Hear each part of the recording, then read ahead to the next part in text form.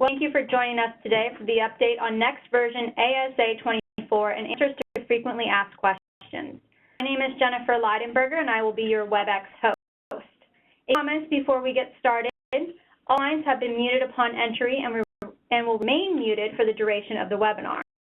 If you have technical assistance, please contact the host using the chat panel. You can submit questions throughout the presentation using the chat or Q&A panel.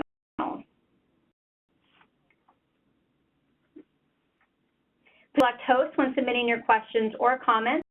A moderator will ask them on your behalf during the Q&A portion of the webinar. We are unable to get to all answers or questions today. You can submit those following the webinar that has been distributed earlier. I wanted to note that this webinar is being recorded and will be posted online in the near future. And to turn it over to our presenters, Amy. Please get started. Hi, everybody. Happy to have everyone on this webinar today. And we just 5 minutes ago came in from a fire drill, so we were a little anxious starting, so hopefully that won't affect anything, but we think we're ready. Yes, there'll be three speakers for the slides today. I expect that will take about a half hour.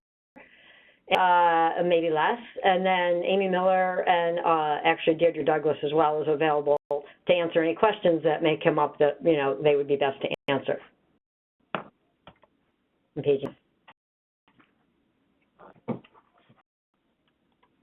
Sorry. Yeah, sorry. Already had one little technical glitch. So today I'll give a brief overview as this was sort of billed as a way to answer questions of yours based on we had a survey and we got a lot of questions and prompted us to want to have this webinar. So I'm going to assume most of you at least have had some experience with ASA24. We'll also talk about a new version that we hope to get out within the next few weeks. And then we'll answer some of the questions that we obtained ahead of time from people who submitted them within the slides that in the first half hour, and we'll open it up for further discussion and other questions that you may have. ASA24 is a fully automated web-based self-administered dietary assessment tool. We used to call it a recall, but now it does both recalls and food records. And it's a whole system for probing, coding, and automatic calculation of intakes. That's immediate. So NCI is the lead, and Westat is the lead contractor and have been for about 10 years. And it's the entire format, and as it was designed from the beginning, was to mimic what's done in national surveillance and NHANES using automated multiple pass method developed by the U.S. Department of Agriculture, which in effect is an interview-administered recall that we had to adapt for use for self-administration. So as you know, this is publicly available at no cost. It's supported by NCI, and one of the main reasons NCI continues to support it and put money into it is because NCI feels that in the long run this saves funds for grants because people don't have to develop their own tools or pay for other tools, and so we provide them with a high-quality tool to use in their research. It's also available for clinical use and for educators in teaching about diet. So it's for collection of multiple recalls or records in large and small-scale nutrition research, and there are multiple ways to design that, how you'd collect those recalls or records for your particular research needs. Researcher, whether you're a clinician or an educator, we call you a researcher for purposes of this graph. You register to use the system by registering a study, and you'll have username and passwords to provide to your respondents. They would do their recalls records as you designed them to do them in terms of the timing, and then you'll go back to the researcher website, monitor whether your respondents have completed what you asked them to, and get your data analysis. The reason we developed the tool was because of research more than 10 years ago indicating that there was significant measurement error associated with food frequency questionnaires in epidemiologic research. And there's a desire to, why couldn't we collect a more detailed dietary assessment? And the cost was prohibitive because interview-administered recalls were expensive because of the interviewers and statistics, as well as food records and the coding. So we work towards the self-administered recall to allow for low-cost and feasible collection of recalls in large-scale research. Started this project in 2006. We released our first beta version in 2009. Continue on through 2016 and soon to 2018 version. And in the meantime, the funds have come from Canada and Australia to develop Canadian and Australian specific versions. 2016 version, as you know, I mentioned already, collects both recalls and food records depending on what you choose when you register your study. It also runs on any kind of mobile device and includes a means to provide feedback via a respondent nutrition report to participants. About evaluation and validation. Well, we've done a number of validation studies locally at NCI, and there may be others done that are available in the literature. So I'm not going to spend any time going through the findings. I'll summarize it out in the next slide. But the validation study that we did was a feeding study in which we actually knew what people consumed. It was a small study because we were feeding individuals. We had 81 adults in that study. Then we also did a large comparison study in which we compared ASA24 interview-administered recalls, the AMPM system, because all along we've been trying to get to the point where we could have a self-administered version that would similar to the kinds of findings you'd get in AMPM. We also looked at sort of feasibility of using the tool in a larger study of adults, nearly 1,200 adults. And it's we have 4 groups. Each of these groups completed recalls. One group did 2 ASA24s, another did 2 interview-administered AMPM, and then 2 other groups did 1 of each in different order. And then recently, we published a biomarker study to look at measurement error using recovery biomarkers in a large study of nearly 1,100 adults. And we have 6 ASA24s, and we also have 2 4-day food records and 2 FFQs, and we collected double-labeled urinary protein, sodium, and potassium.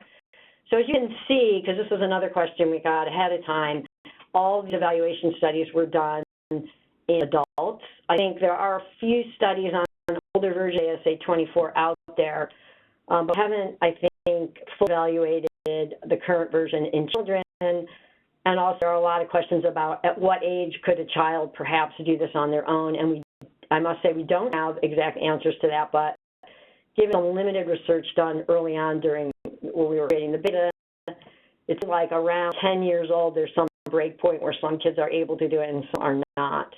So just like in NHANES, if you have children younger than 10, of course, you would want to get some involvement of caretakers to assist in doing a recall, just like you would in an interview-administered recall. But just evaluations we did in adults, nutrients, food groups, and supplement intakes, comparing interview-administered recalls to self-administered recalls, ASA24s. First of all, we know all the tools, whether they're interview-administered or self-administered, of error. ASA24 in all these evaluations perform well relative both a true measure of intake in the feeding study and in comparison to the interviewer-administered recalls for all the different dietary constituents that we looked at. In the study is a large comparison study. We asked people, for people who did 1 of each, what their preferences were. And in that particular population, ASA24 was preferred over AMPM, and but this was a group of people who had opted from sort of web-based had opted for involvement with web-based tools. So we may have had a slightly biased sample, but importantly, we list the citations for these evaluations on our website, and also are making an effort to collect all the publications that have used ASA24 in any type of research to collect dietary data. We're behind on that, but we're actually, just yesterday, I got an update of 90 more publications, so we'll try to get that updated. But that gives you a place to go if you're interested in where ASA24 has been used and in more populations. As what we know from our statistics about how the tool is being used, If we go back to the beginning when the beta version came out through just the middle of this month, nearly 5,000 studies have registered to use the tool, and we've collected over 400,000 days of recall or records. If we look at the current version, you can see because there's much more widespread dissemination of ASA24 compared to when it first came out, more people are using it, it's been published, it's published with it, we now have nearly 2,700 studies registered. It probably do. Every day these numbers are old because studies are registering and recalls and records are being collected every day. But on average, per month, we have 70 studies registering to use the tool. And per month, oh no, that's not per month. We've collected in ASA24 2016, 155,000 recall or record days total.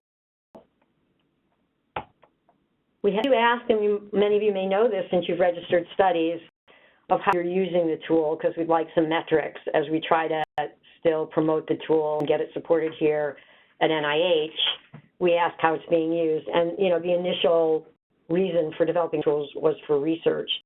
So by and large, that is how it's mostly being used, and we have kids using it as well, and it's getting picked up more and more in clinical research.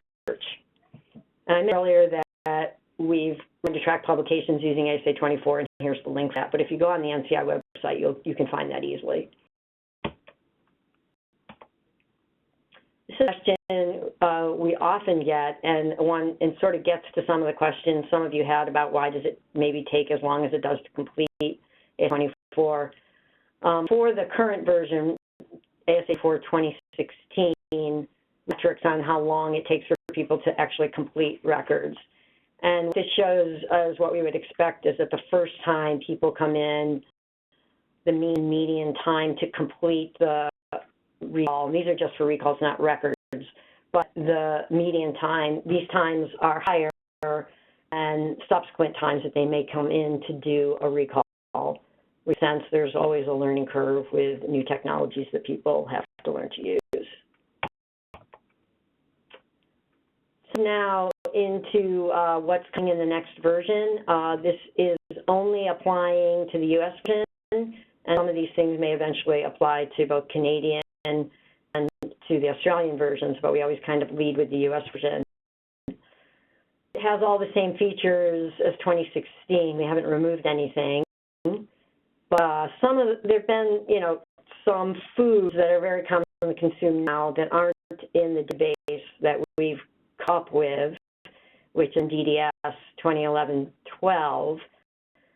So in an effort to make this easier for you and your respondents, we updated to commonly used foods that are in 13-14 that are not in 11-12. And in just a minute, I'll show you a list of those foods. We still are using the Food Patterns Equivalent, or FPED database, and the Dietary Supplement database, mostly relying on 11 and 12. And a really exciting new feature, something people have been asking about for quite some time. This is a recipe feature. So from now on, whenever respondents are trying to report their intakes, they will be able to create a recipe, save it, and modify it in the future. They use the tool in future data collection or for a meal even within the same recall. Show you some of the additional foods first that we added. We've added there've been and believe me, I understand it, that gluten-free products are not there. We've updated that. We've added, I'm not going to read this list to you, but these are the kinds of things that people, wanted. Coffee drinks of the kind like you might find at Starbucks, and only foods that were not in our version, and some commonly consumed ethnic foods.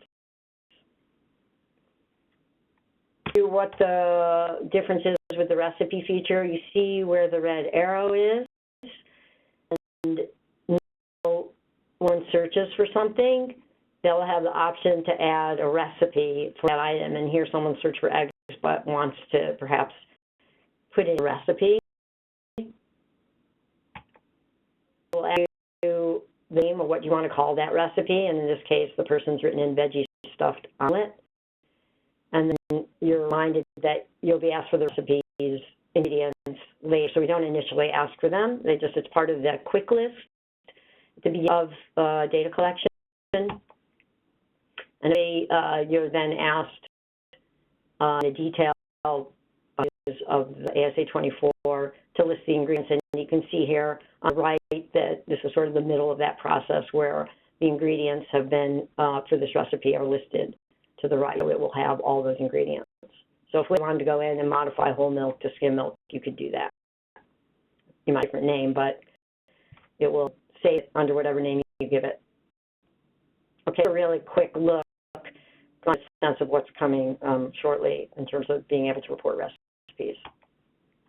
And I'm going to turn this over to Thea to talk about other questions we've had, and first about what files you get.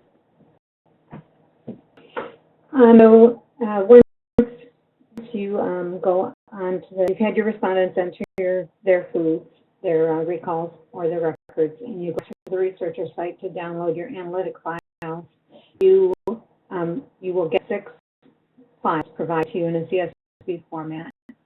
The responses file gives you, it's the interview data file, and it gives you 3 food names at the food term the respondent selected, and then there was to every question that they answered about those foods, including the portion size, the whole question pathway.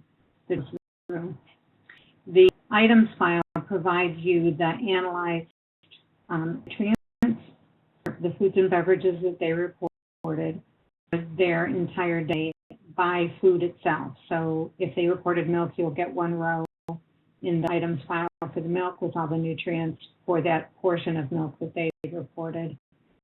Food in their intake will have its own row in the file.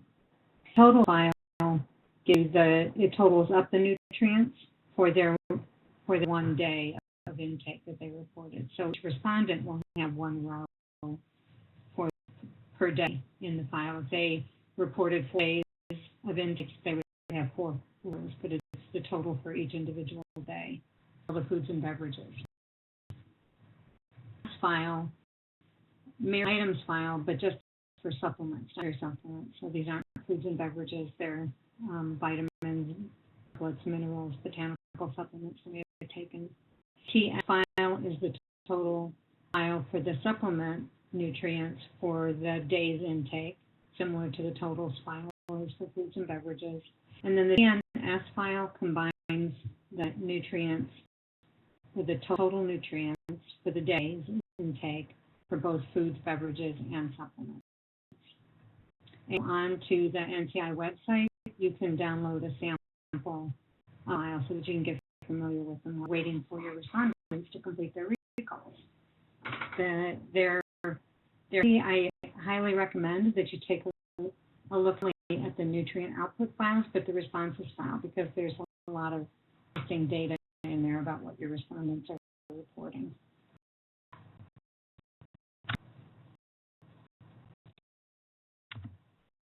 Common questions, some that we have in advance, and then we'll open up to the questions that you all may be typing in.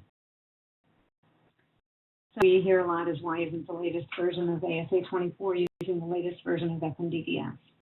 I've heard Amy talking about the ASA24 2018 that we're getting ready to release, using a combination of FNDDS 11, 12, and 13, 14.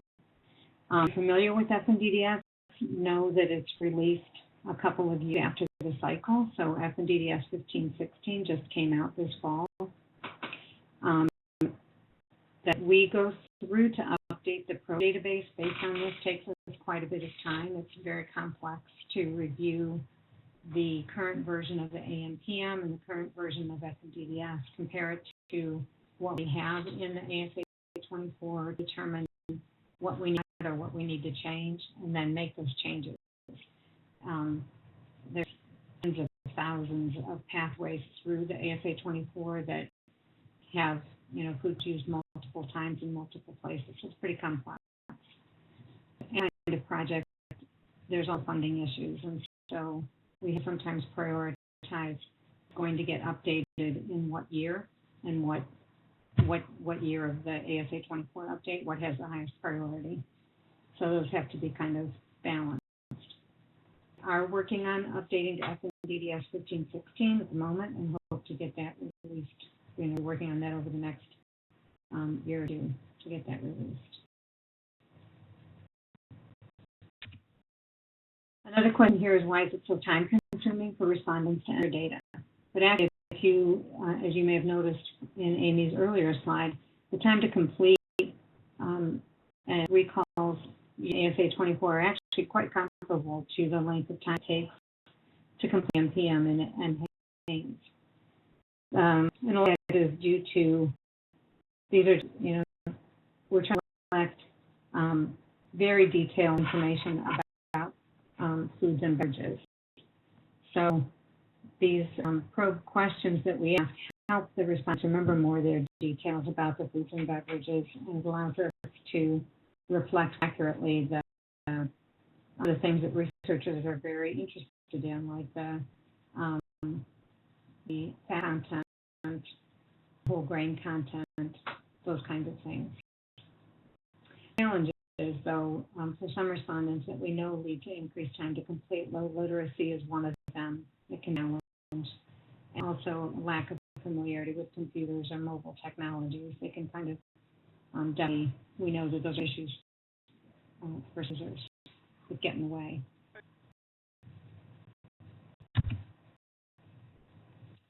A question we hear a lot is, why aren't more food options available, like different fast food, named products, some brand name items, more ethnic items, vegan, etc. And we, as you've heard, we rely on what is present in the NPM and the foods available in FNDDS. There are some requires, just as FNDDS does, that there be a full suite of nutrients, so that we don't have holes missing nutrients for any food product. So we the foods available from FNDDS, and we are, we rely on USDA to put foods in, and then to reflect them as best we can in the ASA24.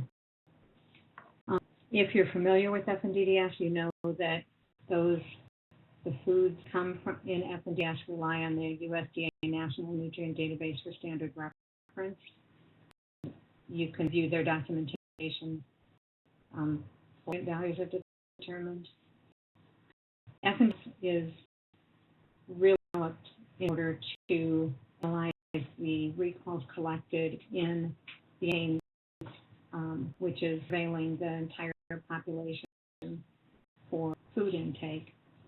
So to do that in an efficient way, USDA develops these food codes that are representative of the nutrients of all of the possible food sources. So there are going to be brand name differences and differences in the nutrient profiles for very specific items. And I know that can be frustrating to people if a brand name that gets reported or that they're looking for, they have to pick a more generic item. But that's that we can do with the databases that are available to us. Another question, salt and spices be entered into recalls and records. And again, we're following the lead of the AMPM and then Haynes. And in recent years, actually quite a number of years ago, USDA published research that showed that could obtain valid sodium intake estimates at a group level without asking. Yeah, this is Jennifer. Your audio is kind of dropping slightly. I'm not sure if you're moving away from the microphone. But I'll talk louder. I know I have a quiet voice. I'm sorry. No, you're really. Can't salt and spices be entered into recalls and records? So recent USDA research showed that when you're getting some intakes at a group level, there's really need to ask about salt and prep or at the table. So they stopped asking that question in the AMPM and then Haynes, and do the same. The FNDDS database does assume that some salt is added in preparation of foods, such as cooked vegetables and meat. So, and similar for spices, they're reported in such small quantities that they're unlikely to really change the nutrient estimates in a group level analysis. However, I do know that for some smaller studies, or for some, if you're using this in a clinical setting, it will could make a big difference if you're going to have respondents not use salt in prep or whatever. You have something much more specific.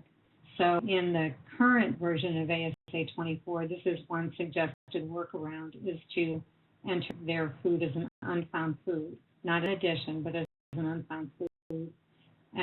And we'll assign a default food code, and it will be incorrect, but then you can correct it outside the system to correct the nutrients for some spices that you have the concern about. In 24, you'll be able to respondents actually enter recipes, and you can add the salt or spices, as needed to better reflect their actual consumption.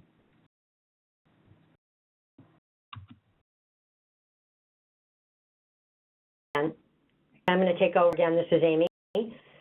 I'm going to answer the question that we've gotten about whether ASA why isn't it available in more languages. So you probably know that the U.S. version is available in English and Spanish because we translated it knowing from the beginning that was sort of the most common second language in the U.S. And then the Canadians followed by translating it, the English version they had initially, so to be completed in either English or French. So clearly we have the capability to translate into multiple languages. The system is built to easily translate it, but we can't afford to do that. If you have a specific population in the U.S. that could use the current version of ASA24, it doesn't require any additional foods or anything, you could come to the table with some additional funding. It's not the most outrageous amount of money to just do a translation of a current version. So that is absolutely possible. We have every piece of text in file that we could pass over to you that you could translate. Something. And it leads pretty easily into about adapting ASA24. We get this question pretty often, like people adapt it for other countries. Or actually just other ethnic groups or specific foods or something they want in the system for their studies. It's not that simple to adapt in terms of adding foods because, as Tia described, we don't swap things in and out of the database. It's not just one big list. We have these food terms that people pick, and then they're asked a lot of probe questions. So imagine this kind of branching thing that goes on. And based on the answers to the questions, we will point to a specific food code.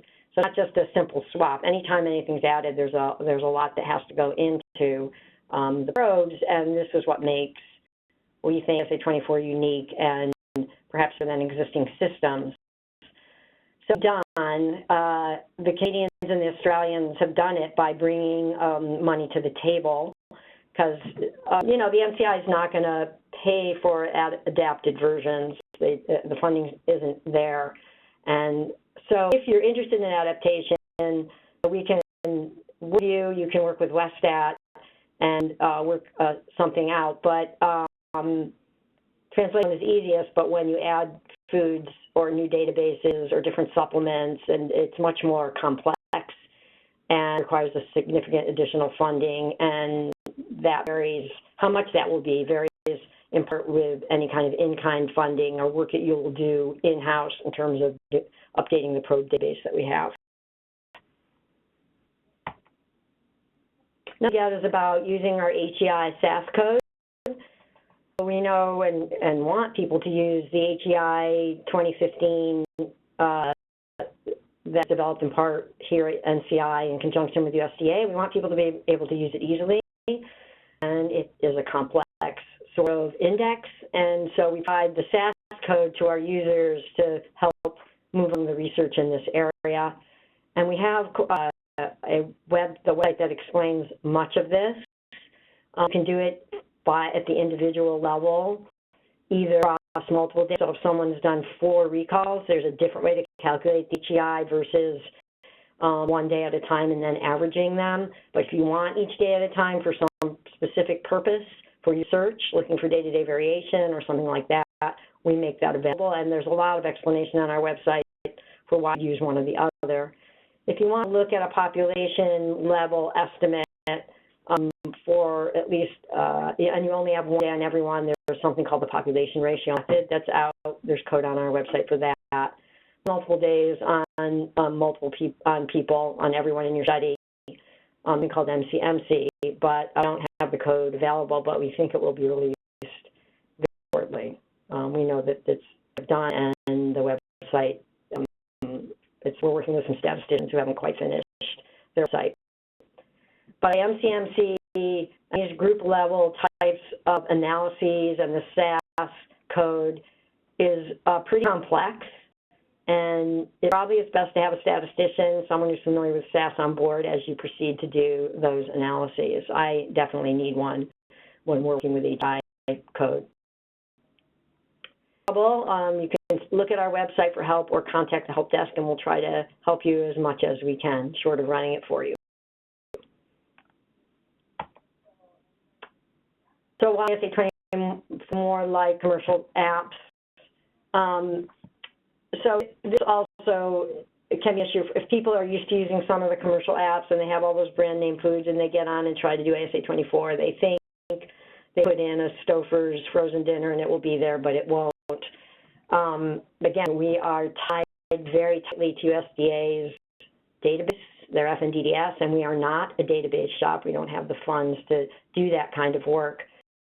So, but we are using the same database that's used in Hanes. So to sort of go over how we're different is that we are specifically designed for research, whereas commercial apps are a little bit more for consumers and, often for weight control sorts of uses. What's really unique about our system is our detailed, extensive probes, whereas commercial apps will occasionally have some probes and reminders if someone reports, say, cereal, will ask about whether there was additional milk, for example. Ours pretty much goes to every single food reported, those detailed probes. As your database is completely public and has an extensive nutrient and food group databases associated with it without any missing values.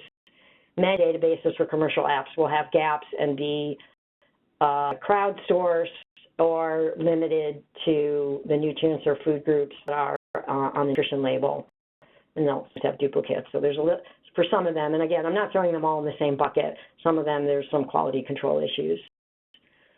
Directly to the researchers who choose whether they want to provide any information to their participants, because there would be good reason not to want to do that if you're, want to get a visual intake of a person and you don't want, to give them results that will affect how they might continue to eat in the future or other time. You want that to happen. In the commercial apps, pretty much the consumers always get their data. Also report our data as described both at the individual food level and the totals for the day, and most commercial apps don't do it at the individual food level. And so the kinds of data we provide are like what you get in Hanes and allow you to make many different kinds of variables that you might not be able to do. Use data from a commercial app that only had totals for the day. I mentioned the next one already, and we have extensive peer-reviewed evaluation of the tool, and there's less of that out there for commercial apps. We're getting to the end of the period where we're doing all the talking. So if you're having trouble with the tool, we try to provide quite a bit of information. Recently, we'll be updating we haven't done it yet. We're going to update the researcher website to some of the tools that we have out on the MCI informational website. We've moved links for them onto the researcher website because we think in the survey, people weren't finding them or didn't know they existed. So we're trying to put them in a place where maybe it's more salient in the moment when you're deciding to use the tool and you need help. So they'll be in both places. So we have frequently asked questions, we have issues, known issues and workarounds. And if you do need help, we do have the help desk. They usually get back to you within a day or two. If it's an emergency, we try to get back to you sooner, but you can report bugs. And please, sometimes we hear things like later, if someone would just have told us they were having trouble on a particular thing, we learn about some bugs from you, and if we're not hearing anything, we don't know sometimes that there's a bug. Given all the millions of pathways, there could be a bug in there that we never touched, and you did, so we'd want to know that. So there are ways to get more information, and please feel free to join the listserv.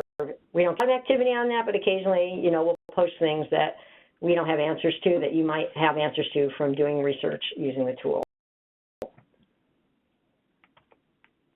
Just acknowledge all the people that have worked on ASA24 and continue to work on it as we get into the future. So now we've fed a few questions that were submitted early, and so now all the people who can talk, their phones will be open in terms of not the participants, but the speakers.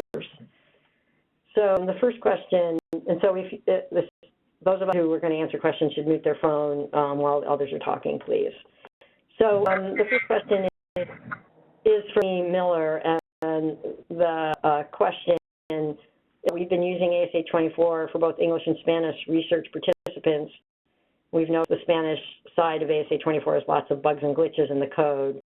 For example, there would be a switch from Spanish to English sort of midway through a Spanish call.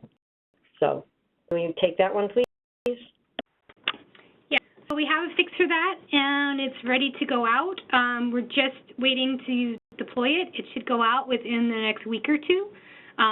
It's been on our list to do, and we've figured it out. There was issues with some of the translations and things not being translated. So it'll be out soon.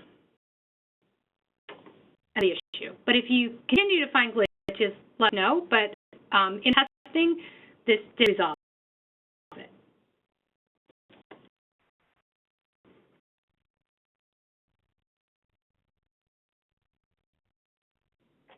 Did you answer that question?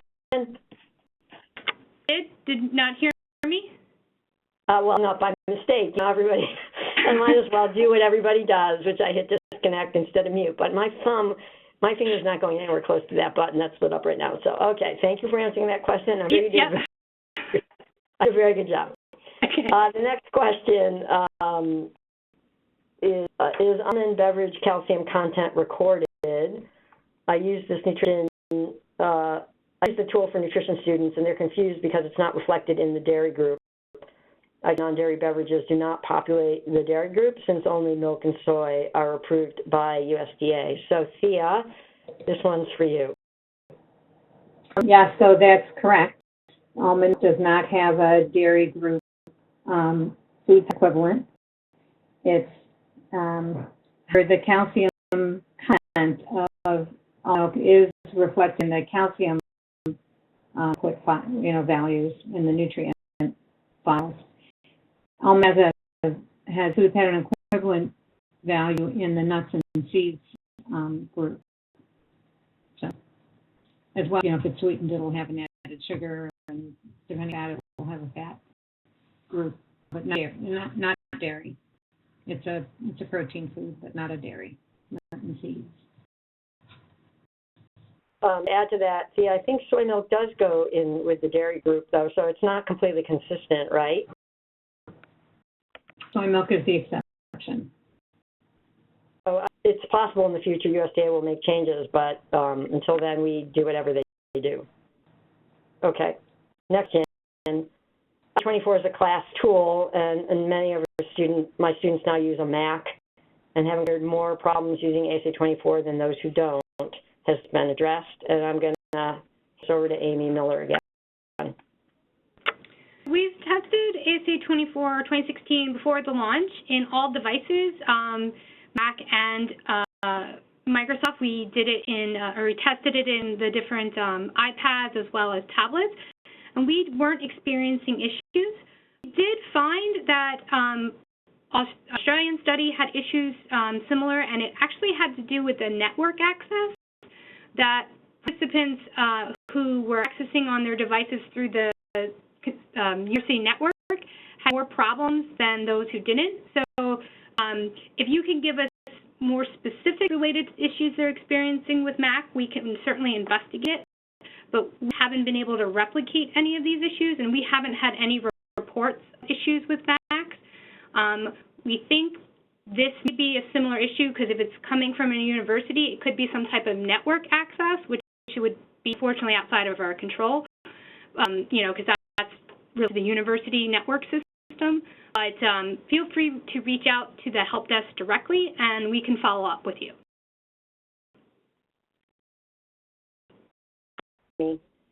This question must have come up when I was talking about evaluation. It said in this evaluation, AM/PM refers to the paper version. Actually, USDA's method of AM/PM now is actually sort of a computer-assisted interview. So there isn't really a paper version of it, but it is whatever they're using in enhanced interview that we're using in those evaluations when we say AM/PM. I hope that answers your question. Thea, did you have anything to add? Do you think that's the question out? I guess about right. So Amy's right that the AM/PM now is a computer-assisted telephone or in-person interview based on the old paper food instruction booklet, but haven't used that for quite a while in enhanced. It's been computerized for quite a while. Thanks, Thea. Next one is, what mobile device graphic design for ASA24 mobile formatted for? The app operates best on Apple iPads. However, these are expensive, and more low-income participants have off-brand smartphones that do not adapt to the ASA24 mobile app very well. For example, on an LG device, the screen 4 inches long, 2.5 inches wide, the blue add a meal or next button does not appear on the screen. Let's have Westat take this question, either Beth or Amy. I'll start, and Beth, you can jump in. ASA24 is a mobile website. It's not a native app. It was developed using HTML5, and it's developed such that there's different breakpoints on the screen. So if you have a larger screen, it shows differently than if your screen is smaller, it breaks and it adjusts for screen size. It's optimized for a tablet size screen. So that means that it definitely works best for tablet and larger. And then the smaller you go down, it should be usable, should still be able to function everything. It wasn't necessarily developed for a specific operating system or device. That's how it was developed and how it kind of shrinks down and scales up. Just that sometimes, depending upon the version of the browser that you're using, that might also affect it. We test using the most recent versions of the browser and should be able to handle the HTML5. But again, if there's specific devices or specific scenarios, please get in contact with the help desk and we can look at specifically what's going on. And also, the end of this question has to do with the add meal or next button doesn't appear on the screen. I think that part of the question, that it's below, they have to scroll to find it. Is that right, Beth or Amy?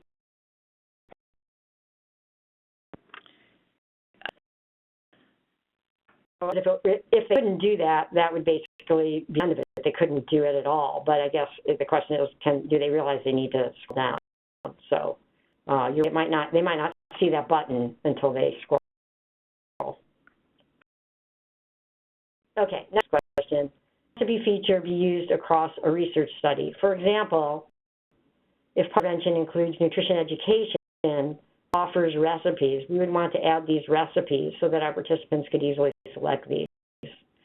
So I could give this to someone else, but I'll take that at it, and then with that you can chime in. And that's like adding a new food. And I sort of stated whenever you want to adapt the system just for your particular study, we have that easily available. So what you could do is give the recipe, give participants the recipe, tell them to input it the first time that they get on to AS24, and then they can continually use it over time. But otherwise, it could be pretty expensive for your study to try to adapt, make a study-specific version, just like it was to make an Australian version. Although we've talked about ways to let people do this, it's more money than we can afford here. At CI, we do have a budget. Can I, Amy, this is Thea. Can I make one suggestion?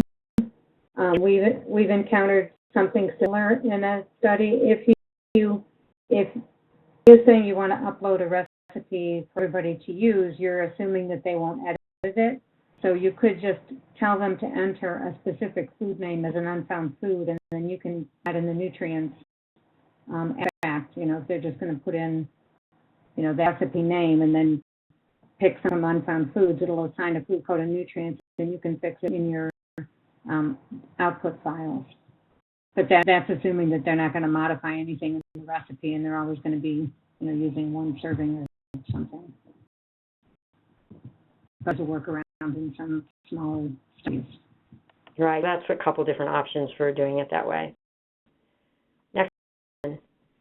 How many grams are in one standard serving in the U.S. of each of the following foods?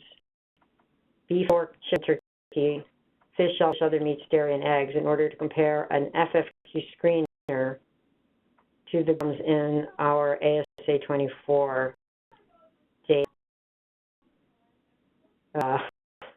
Grams serving. Well, Vince, I don't know that we know that they're, all right. Thea, can you take this? I don't know, I can't answer this. I'm confused by it. This is kind of a complicated one. With beef, chicken, turkey, it very much depends on what you mean by that. Like lunch meat, so you're talking about a chicken breast, you're talking about a drumstick or whatever. I'll say that the FNDDS database contains a quantity not specified for every food code they have. It's not always what we would say is the standard serving. It's what USDA considers a reasonable serving most of the time. And most of the time it is what we would say standard. 3 ounces of meat, a half a cup of vegetables, whatever. You put that gram, and there's a gram amount associated with that. You click at that. If that's reasonable to you, but you're still kind of confused with this, you can send a message to the help desk, and they'll get it to me, and I can point you in the right direction.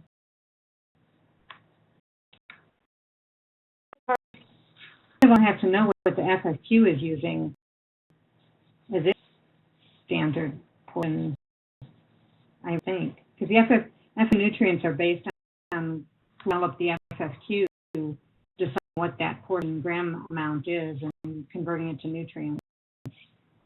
Confused what you relate to each other. Say we may or may not have answered this question for you adequately, and it's because it's complex. It might be worth chatting with us offline. We could really spend time with you sorting this out. I think we could be helpful, but it's hard to do in this format and take too much time. Okay, and the new recipe function, what information does the person enter to identify the amount of recipe eaten? Get ready, I'm going to ask you to answer this. To specify the percent of a recipe consumed, number of servings it makes, and the number of eaten? So they do not specify the percent. So the program will ask how many servings did this recipe make, and then servings did you eat.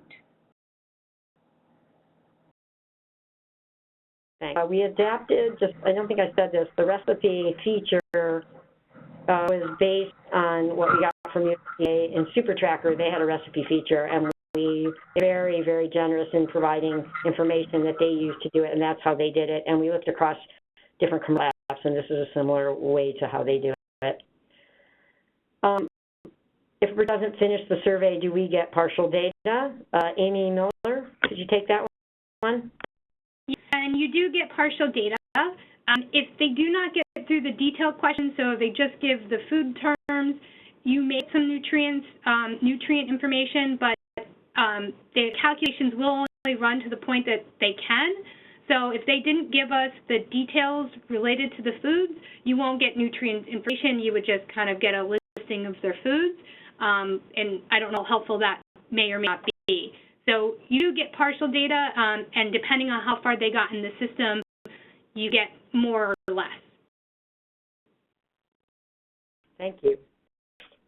To update the program to allow participants to update their foods as they go instead of doing a recall, or allow programs to link with other programs like MyFitnessPal or Lose It. So I'll answer the second part.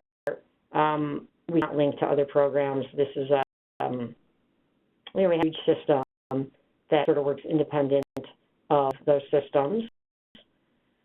Is the way to update the program to allow participants to update their foods as they go. And so that's a food record, I think, and yes, you can sign up to do a food record. So when you register your study, say your participants do a record and they go in multiple times a day and do it as they go. It's a different dietary assessment tool. I hope that you were asking. If not, submit another question. Now, in terms of infant dietary intakes, formula ingredients and portions, which can be added. I believe we have infant foods and formulas in there, correct, Thea? Yes. And baby foods are in A4 2016. There, maybe you haven't looked, but we have whatever formulas were in FNDDS. We use the whole database, which is used in NHANES, which asks intakes, so we have formulas. Next, if a member of a family, the mother cooks for the whole family, would there be options to adjust for portion size and ingredients?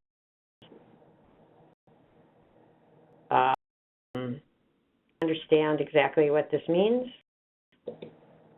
I think it's the size. So if you know how much the mother makes, say the mother makes a portion, ask you how much of a serving is, how many things the food is, or the recipe makes, is what I'm trying to say.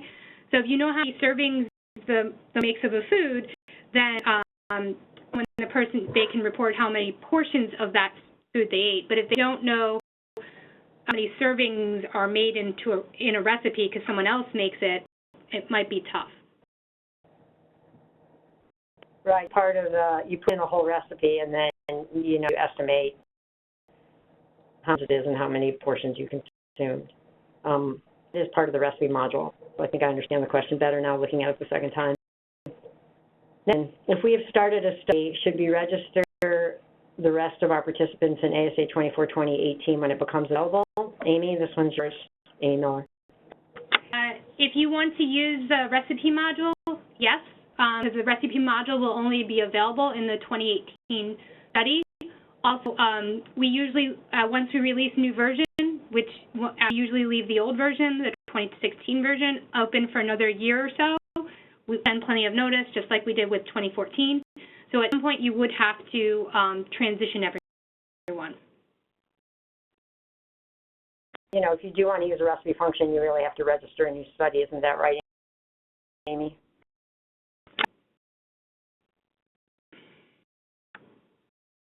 Okay. Any changes that will come to the Canadian version in 2018?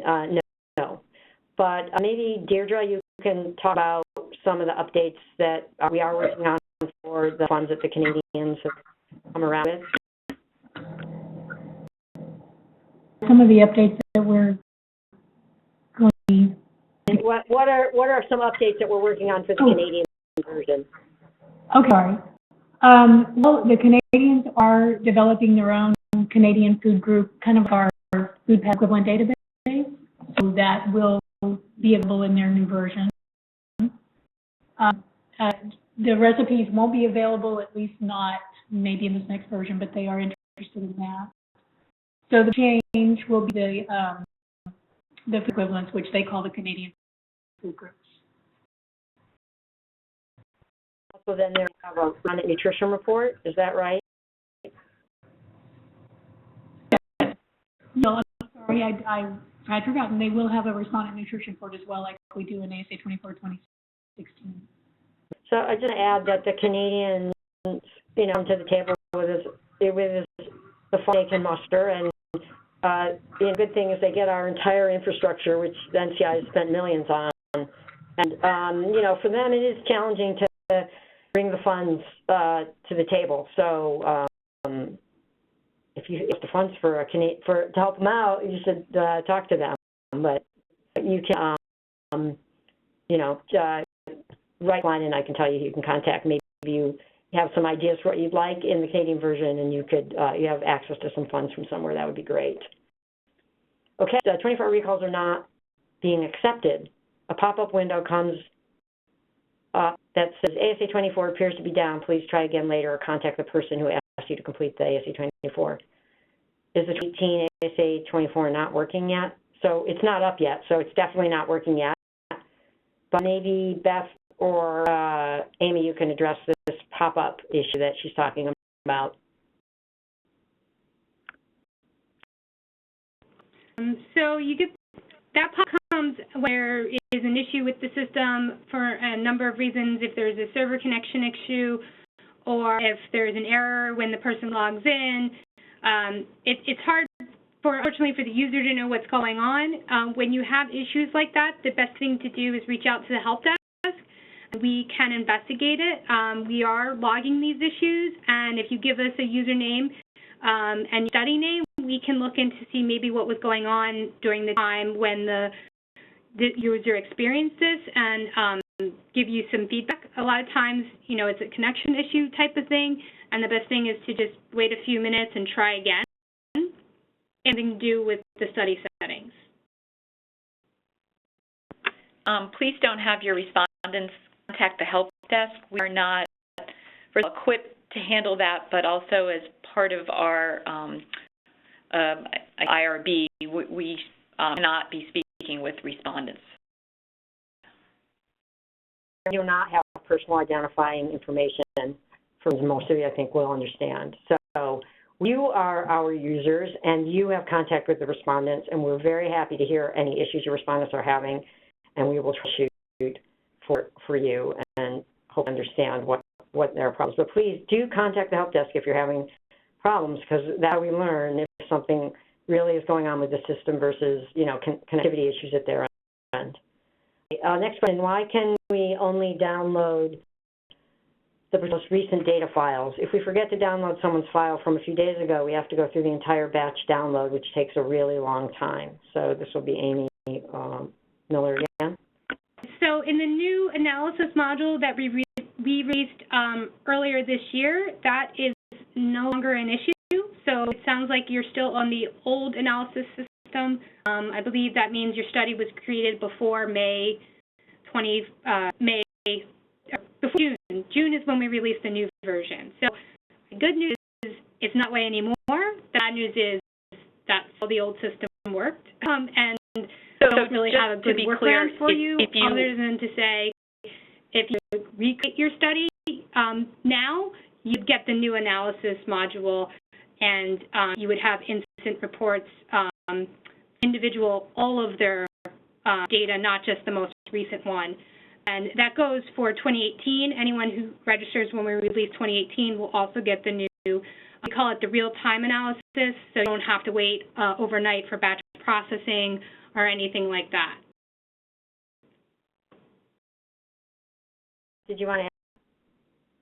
I just wanted to make sure it's clear that this real-time analysis module is available for 2016 studies that were registered after June 1st. I guess I would say that again. Yeah, okay. And I also want to say that the reason we made that change was because we were hearing from you of this very problem. So we do try to respond, and as we have funds, we make changes that try to make your lives easier. My understanding is that it is not possible to rerun data collected in an earlier version in a newer one with newer data. Is that correct? I'm going to punt that over to Westat again. Amy? No, is the long and short of it.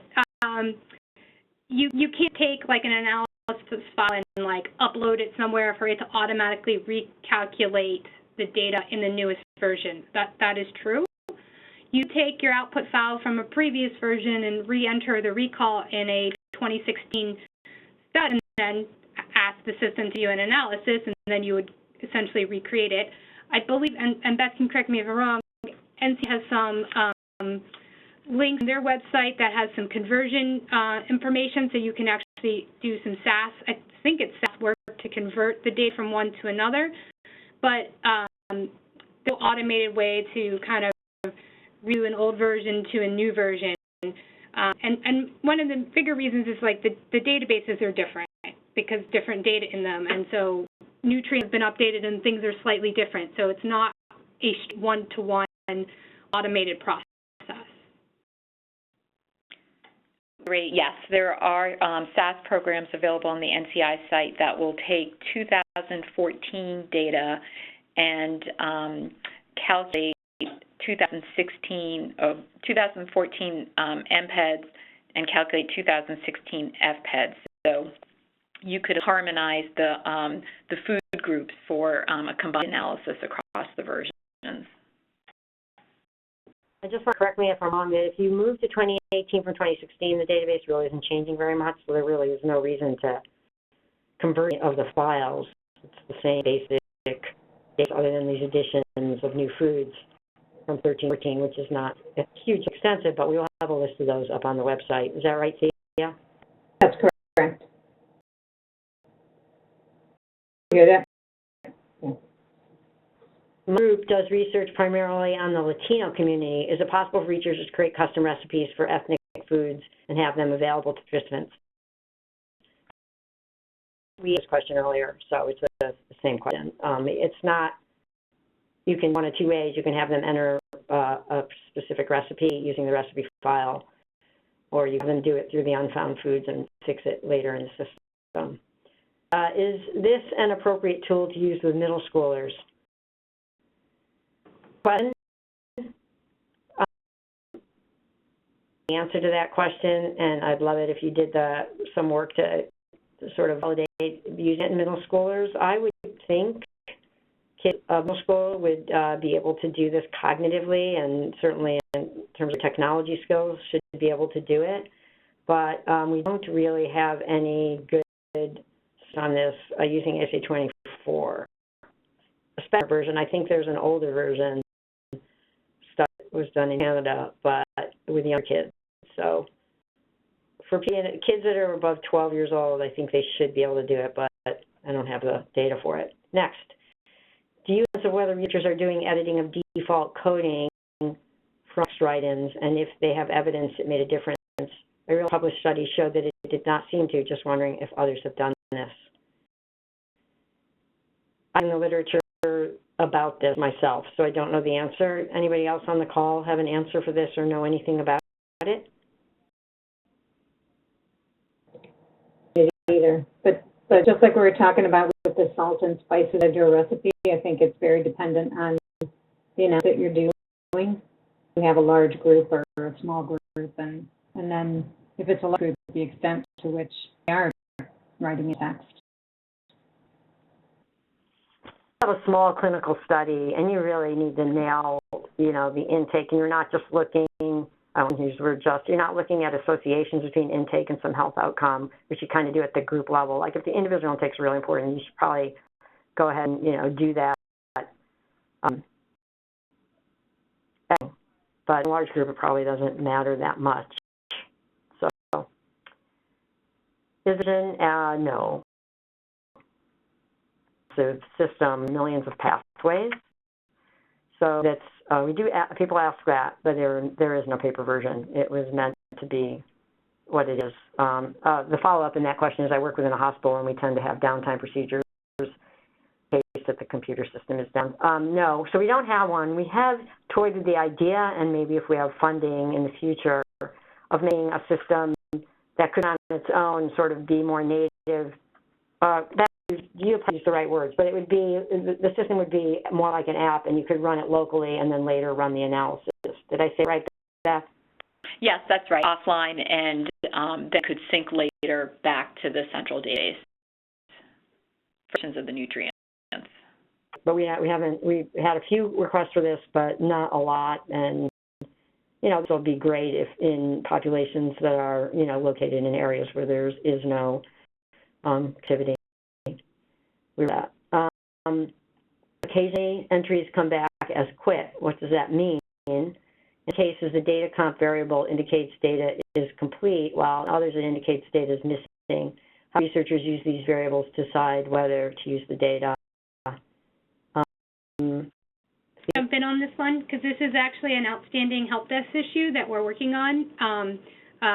Some of it has to do with where they quit in the system and whether they reached the usual amount question and hit and whether they didn't, if they're in the new analysis system or the old analysis system. And this exact one came to the help desk recently, and I am working response, and we will get it to you soon. I have the full answer now, and that's the only reason why I'm not telling the full answer on the call.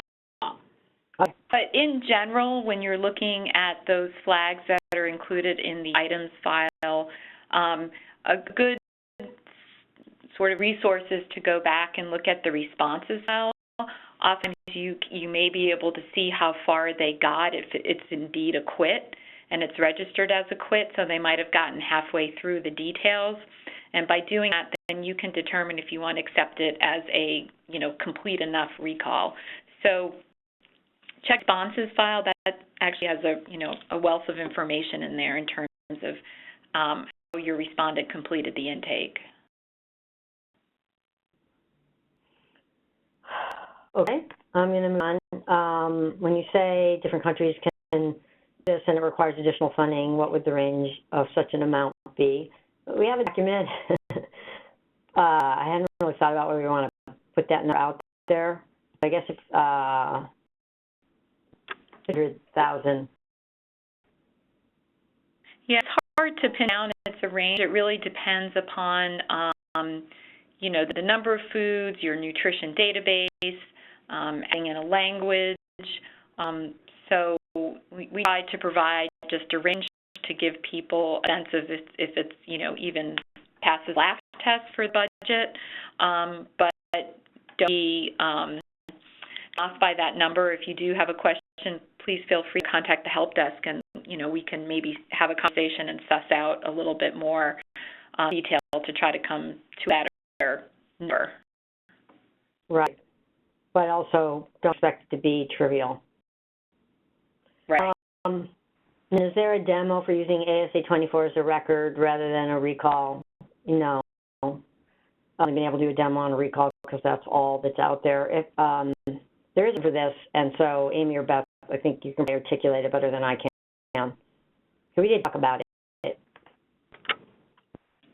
So, the systems are essentially the same as far as the process. It's just that a record, the line is slightly different because it's asking you for things in real time, as well as the flow is different because recall, you do all your quick list and then you add your details, whereas on a record, you add your foods for a meal and go right into the details pass. That's the big significant difference because of the nature of a record of logging in and out of the site. It's in a demo version to show a consecutive day demo, if you will, and to show the differences between, just a single record day versus a consecutive day in a record, which is one reason it's not out there right now. Yeah. Free to create a study, just a little play study where you can set up a record type study and determine the differences. You get a demo account when you set up a study. You won't get the analysis output, but you can use that demo account when you set up your study to demo the site. Right. Where am I? Lost word, please. No. Researcher, enter the piece and lock them so that all participants can use the same recipes. Yeah, it's the same question again. Something we'll have to think about in the future, but the answer to that is the same we've answered previously. There are a couple workarounds. Ask them to put it in themselves so it's always available, or do it throughout Unfound Foods. Okay. Is there a way to enter 8.5 ounces rather than selecting 8 ounces as a serving size? Yes, this person said thank you. I'll let Thea take that one.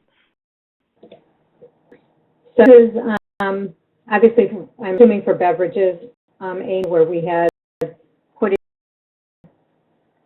frustrating to participants if we had them report the amount of beverages they consumed ounce or half ounce by half ounce. So we tried to put in some reasonable jumps in size that they could report. That half ounce is very likely to make a huge difference in terms of the nutrient intake of the person for the day, especially when you're looking at group data.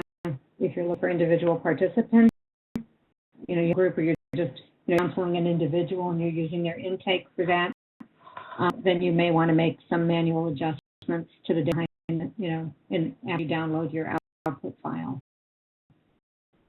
Balance, to strike a balance between being accurate as possible and user respondent burden. Right. Basically, you can't. Basically, you can't. And in the designing the tool, we had to balance. What would aggravate people. Some of you, said, why does it take so long? So, we take this so that it's, more visible. So we're careful about limiting to things we can. What do you anticipate adding in 2020? Oh, we have such a wish list. There's like a whole list of things we'd like to do. It's very fund dependent. I am a government employee and is under contract to the government. And we know we have for ASA24 starting in April for another 5 years. And we have a list. I don't know what the funding level will be. Some examples are actually updating the researcher website. It's a refresh. I'm trying to think of other things that we want to do, like it's escaping me. There are other things we've talked about in terms of, we're going to only need to update the foods. Our big focus is on the researcher site, and as they said, to refresh it, we know that there's some usability issues with that. We also want to add some new features to allow researchers to really add new or type values that they want associated with foods and food groups, so that they can do that through the researcher site and have that included in their specific output file. We are also focused on performance. More and more studies are longitudinal nature that have been using ASA24. We run the range. We have small studies, and now we're starting to see larger studies using it, where the need for concurrent users, lots of concurrent users, hundreds on at the same time, is going to become a reality. So we're looking for improving performance behind the scenes. So a lot of things under the engine. Well, I'll add that we're going to try to refresh the respondent nutrition report and make it easier for people who are doing records to get that to their participants. So then, again, we're on our first version of that, and we are hearing from you that could, need some improvement, and we'd like to not only update the standard called the R&R, but also to allow it to be customized at some level. So those are the things that come to mind to me. Okay. So how it's used as a diary, it's, as Tyler said, you go in real time and you add a meal, and then you ask questions. Again, and add a meal, and then you ask questions, and you go on and on until you say your day is over, and then you get some other summary questions. So it's pretty similar, and you have multiple logins in a single day. And if you have a multi-day food record, say a consecutive day record, say a 3-day food record, you're allowed in on day 4 to go back and make any fixes on day 1, day 1, 2, or 3. So the answer to that is yes. And we have a lot of information about this on our website, so explaining all this, so feel free to do that. More questions, unless more are coming in as I speak. Answer to that is yes, apparently. So, there are more below. Okay, so we're not done. With the update, if participants try to log in after the recall has expired and it's incomplete, will it tell them they've already completed the survey as it does now? Answer to that is yes. And we did think about this, to say that, you know, in NHANES, when the interviewer is done and walks away, the interview's over, and if they think of something later, they can't in. Although, you know, we've talked about allowing, actually as one of the new features, it won't be in 2018, but this is something we've thought about and we may consider in the future. Okay, next, any research on using trained interviewers to use ASA24 platform to walk study participants through the recall rather than having the study participants enter the recall themselves? Absolutely, yes. Plenty of studies that are using the tool as an interviewer-administered recall. In fact, we recommend for best study practices, if you want people to do it themselves, that you actually walk them through, say, in a test situation. It could be over the phone, or it could be if you have the opportunity to train people a little bit to do it on their own, then by all means do that, and then have them do it on their own later.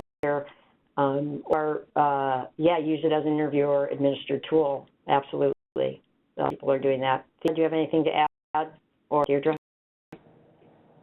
So actually, a training module that's publicly available from a group that trained a healthcare facilitator to lead participants who were completing the ASA24 kind of in a group setting, which is part of an education project. That's available on the web. If you're interested in the link for that, you can contact the help desk. There are some, and that available there, but there are a lot of researchers who have done similar kind of things. Is it possible to add participant IDs to a study as you go rather than all at once before the study starts? Amy Miller? Absolutely, yes. You do have to define all your users at the beginning of the study. You can add 10 and then 10 days later add 10 more or add a few more as you go along. The only time the system will stop you from adding studies is if your study has hit its end date. Thank you. Is enter diet records for multiple days of information at one sitting? It seems like we have in different days to get this data entered. So I answered that. There's kind of a hack around that.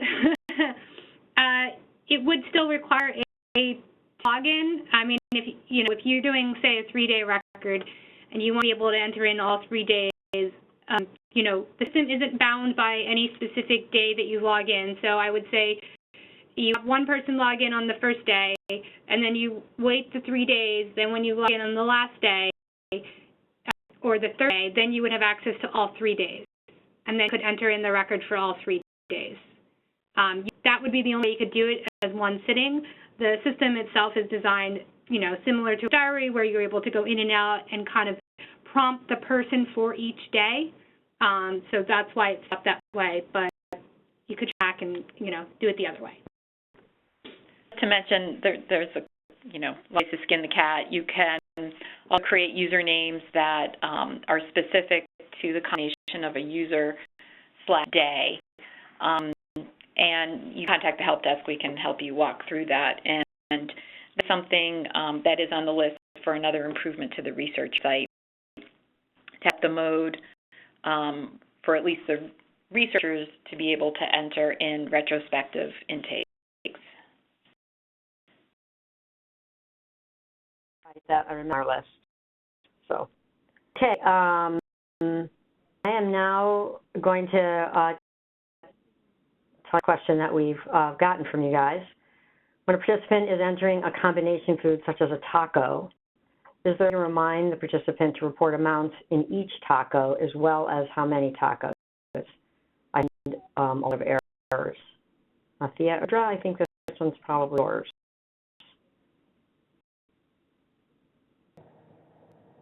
This is a difficult one. We see this fusion with combination foods. I'll tell you is that the questions are carefully worded to say each item, and the final question asks how many of those items were eaten. We consider pop-ups. I think it would get pretty annoying to people if it if there was a pop-up all the time saying, from your reporting an amount per item. The question already says that. I think part of it is that as people get rolling through this system, they look at answers and just answer. They don't always look at the questions. I think feedback, and we get this again as we plan a new version to see if there's something we could do to this. So I appreciate the questions. Things like this really help us and guide us as we make updates into the future. More questions. You've been a very attentive audience. I can't see you, but I feel like I can hear you at some level, and I want to thank everybody for their attention and thank the folks and the people here in the room with me who've been feeding the questions to me and helping me keep things sorted and answer your questions. So with that, I'd like to hand this back to Jennifer to close it out. Perfect. Thank you so much, Amy. I also wanted to thank all of our speakers and our participants today for all of the questions you submitted. It definitely kept our panelists busy answering those. As I mentioned earlier in the presentation, a recording will be posted online in the near future. It will take roughly between 2 to 3 weeks before posting. Feel free to submit your questions again through